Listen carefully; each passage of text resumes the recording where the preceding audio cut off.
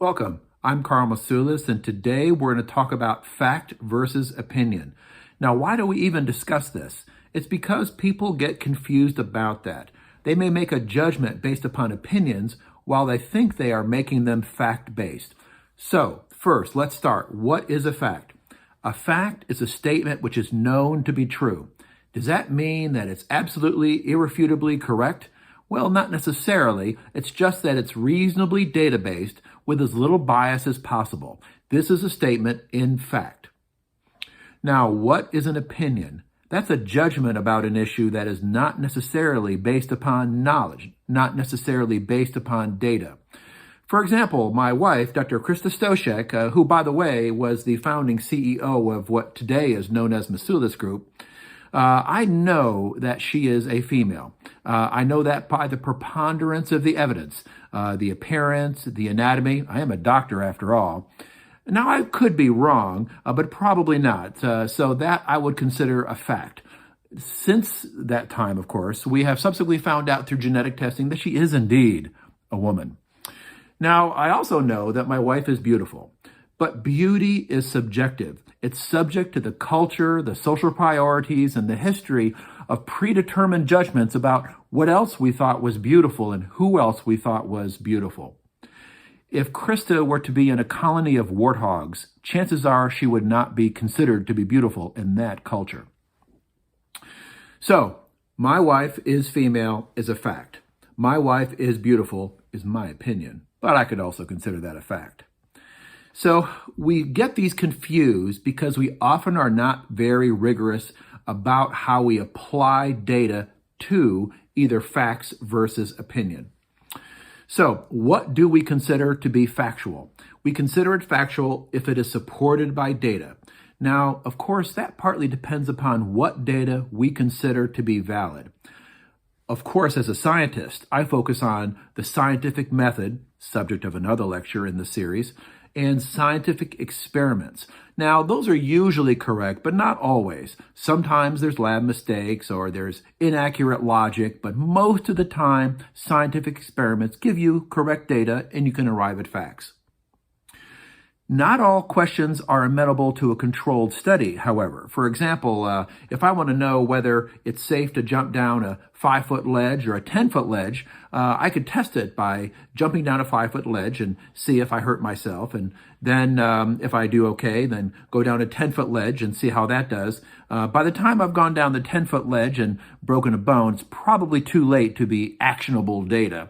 So rather than doing an experiment, what I would do would be to do an observation. Perhaps I would see an animal or another human inadvertently step off a ledge from a certain height, and I would then judge whether that is good or bad. So only those data that meet some semblance of scientific validity, such as experimentation or observation, are used to determine whether things are facts.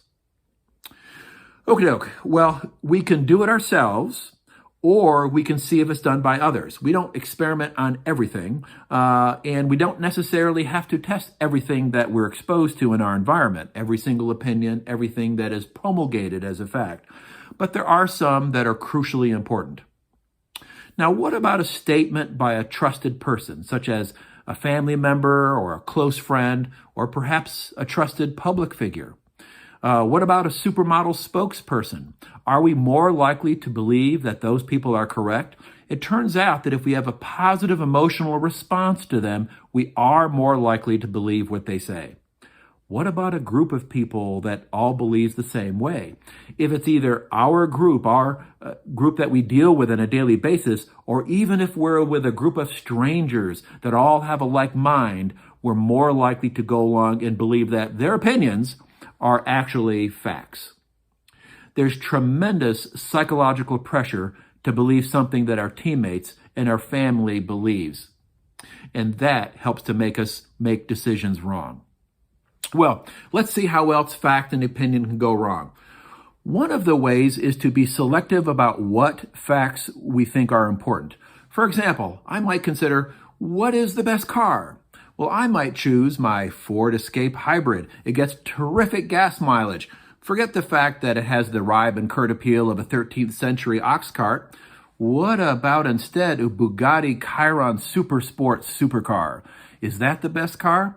Well, it depends upon what I value and what is the metric that I am going to use to determine what's the best car. So what's my choice of the best car? The best car is the one that doesn't cost $3.9 million. So we can exhibit fact versus opinion bias. If a statement is in our interest, we tend to ascribe a label of fact. If we are emotionally pleased by the implications, we're also more likely to consider it a fact without testing it. If we're emotionally displeased, we're more likely to label it an opinion or perhaps even a lie if dramatic. And if we're faced with lots of like-minded people, again, a fact is considered, although of course majority opinion does not mean fact. When we misplace trust or our factometer is not working right, we entrust oftentimes loved and admired people and groups with the ability to create what we might consider facts but actually aren't. That's a power they should not have, and really a power that they do not have. Recall Stephen Colbert, the talk show host and political commentator and comedian, who coined the term truthiness, which is, to quote, an assertion that a particular statement is true based on the intuition or perceptions without regard to evidence, logic, intellectual examination, or facts. Of course, he's meaning this from a comedic point of view. And he's also asking us to point fingers and laugh at other people who use that truthiness unintentionally. But we also need to have the ability to identify and perhaps laugh at ourselves if we fall into those same logical traps. So, how do we do our best at differentiating fact from opinion? Make sure it's logical. Does a statement fit within the facts? Well, let's think about a couple conspiracy theories or lies that came out over the past several years. The flat earthers, Pizzagate. We talked about Pizzagate at length at one of our other talks. 5 minutes of thought and observation and contemplation will tell you that these thought processes are not valid. Look for supportive data and try to be as independent as possible. Don't keep pinging the same media sources. Don't keep pinging the same people, the same talking heads. And just because people may have fame or money or even political power does not necessarily mean that they're speaking with any sense of truth, maybe more truthiness. Now, think before acting on someone else's conclusions. Make sure you make your conclusions for yourself if possible. And when possible, get opposing views. Now, Ronald Reagan was said to have occasionally invited opponents on two sides of a problem under consideration to the Oval Office and to discuss them so he could hear both sides and determine what he thought was the best. So regardless of what you think about him as a president, that would be a good model for us to follow as well, if possible. In short, be the scientist. What does a scientist do? They test their thoughts to see if they are true. That's what scientists do. That's what we do. And on the basis of that result, we revise our thoughts. We discover facts. We should all be the scientists, but that's just my opinion.